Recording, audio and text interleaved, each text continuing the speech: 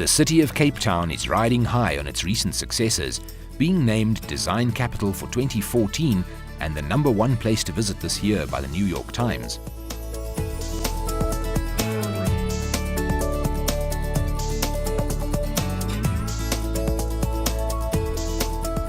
It's a city with an array of activities, from beaches to shopping to museums and World Heritage sites. Robben Island is one of the key tourist attractions on the Cape Town landscape. The island is a protected national conservation area with over 100 bird species. In 2006, it became a World Heritage site. But more notably, it's a physical reminder of the price that was paid for South Africa's freedom. Former President Nelson Mandela and other anti-apartheid activists were jailed here, in Mandela's case for 27 years. So with this illustrious place in the country's history, preserving and promoting the legacy of this island is imperative. But in recent times, the Robben Island Museum has come under threat. Plagued by mismanagement, worker strikes, and the recent inability to ferry people to the island, the outlook for this internationally recognized site could be in jeopardy. This past December saw island management come under a lot of flack. In the city's peak tourism period and the same month that Nelson Mandela passed away, tours to the island were cancelled due to insufficient boat charters. With a ferry being the only way to access the island, this hiccup cost Robben Island Museum, as they recorded a drop in visitor numbers. About 75,000 people visited Robben Island in December 2012, compared to just under 71,000 this past December. That's a decline of 5%. This drop is significant, considering that tourist numbers to Cape Town were higher in 2013 compared to 2012. With Cape Town set to attract a record number of tourists this year, plans to get Robben Island fully functional again have to be expedited.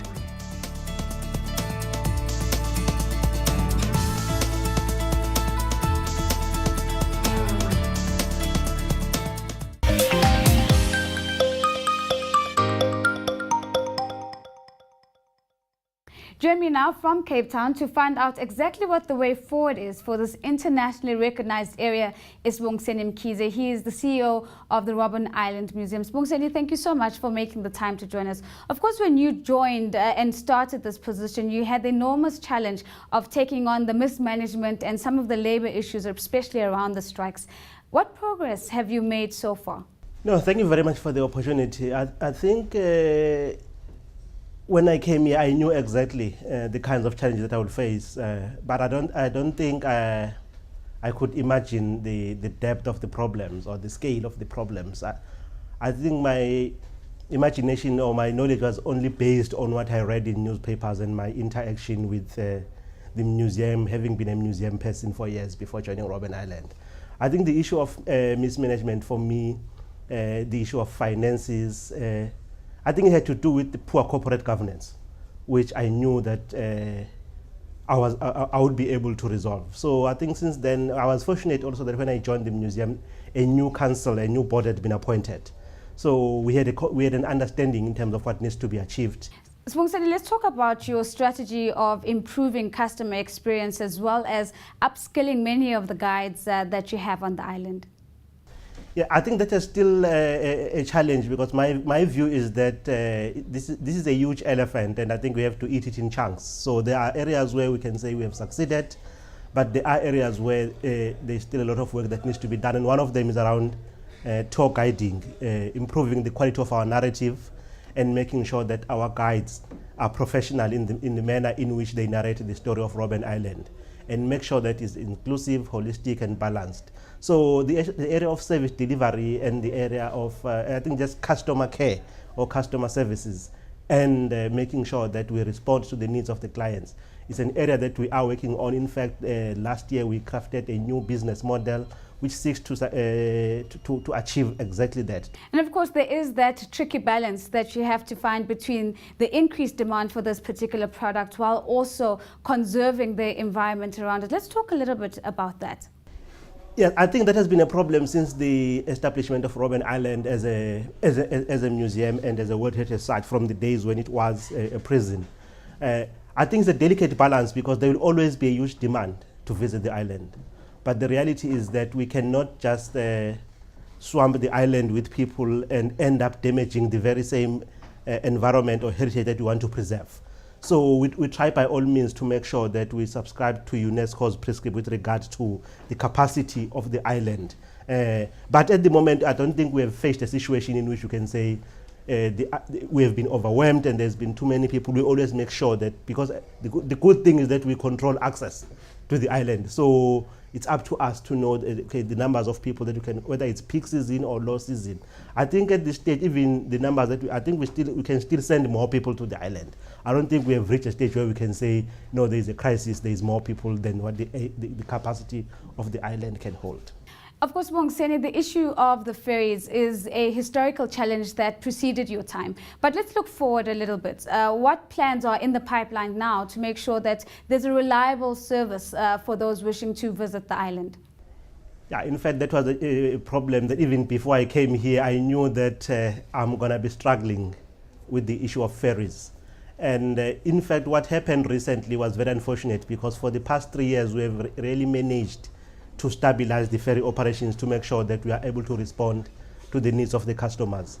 But even last year, as part of our new business model, we went out to the shipping sector to issue expressions of interest for people to assist us with ideas of how best to run ferry operations. Because remember, our core business is conservation of heritage. So the focus should be on the island. And the ferry service is part of the history and the narrative, but I'm not sure if we are right by taking over the responsibility as a whole, because we could share that with other people. So that's what our plan is now. Of course, the relationship with tourism trade is very important for the Robben Island Museum.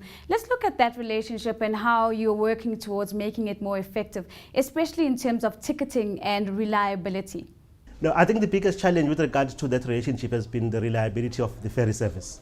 So it's not much about what we offer on the island, even though there's been some comments with regard to the tour guides, etc. But the most important thing that we need to fix, in order even to make sure that that relationship is properly fixed and managed between the tourism community, is to fix the operations of the ferry. Because remember, those people, those tour operators, they make these bookings and they design packages for tourists long in advance, and the last thing they want is to come here and be told that there is no ferry. So what we are doing now, as part of our new business model, we also want to start having conversations or meetings with the tourism community, just to discuss, okay, what are their needs, what can we do to respond to their requirements, and also to tell them what do we need as Robben Island from them in order for us to be able to work together. There seems to be a growing need, as with most popular tourism products, to broaden the service offering to the consumers. Are you thinking along those lines, maybe longer stays, overnights? Yes, we are actually of the opinion that that's what should be done. We recently, as the museum, visited other World Heritage sites in Africa. In September last year, we went to Robben Island in Senegal and Lamu Island in Kenya. And actually, their business model is around spending more time in the tourist attraction. So for us, that's why I'm saying our business model is envisaging a situation in which your visit to the island is not tied to a particular ferry.